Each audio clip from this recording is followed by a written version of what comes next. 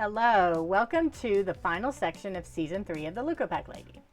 I've spent this season laying out important advancements that are needed on the CSM side of cell and gene therapy manufacturing and how to get there. The cell and gene therapy ecosystem is evolving into a system, but accountability hasn't evolved with it.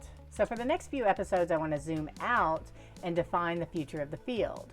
Who is accountable? What is missing? And what must change to help allotherapies scale successfully? On the starting material side, we need to define who owns material quality. Today, developers, collection centers, processing labs, and regulators all have some responsibility for the quality of the material that feeds into an allogeneic therapy manufacturing run. But no one owns the whole system.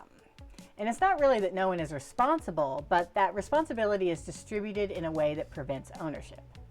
Developers define specifications but do not control inputs. Collection centers control inputs but are not accountable for outcomes. Processing labs standardize workflows but sit in the middle of the whole system.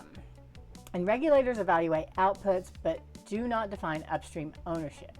This creates gaps. And this is beginning to matter a lot now. At early stages, gaps are absorbed by flexibility. At commercial scale, gaps become systemic risk.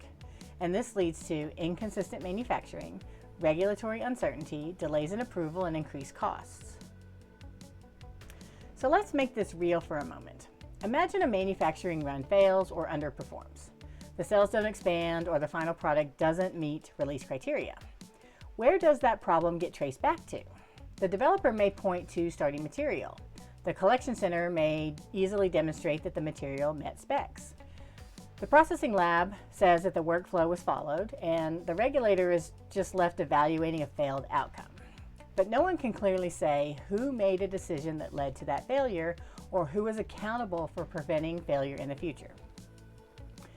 And that's what lack of ownership of the CSM quality looks like in practice. So what needs to change? Starting material must be governed as a system, not managed in parts. Ownership must be defined across the full value chain. Accountability must follow the outcome, not just the task. Decisions about donor strategy, processing, and manufacturing must be integrated, and regulatory strategy must include upstream control, not simply downstream results. So if no one owns starting material strategy from donor to dose, then no one fully controls it. And until ownership of starting material quality is clearly defined, variability will persist and scalability will remain uncertain. Join me for the next episode where I discuss whether we will ever truly have a Leukopak specification standard in this industry. See you then.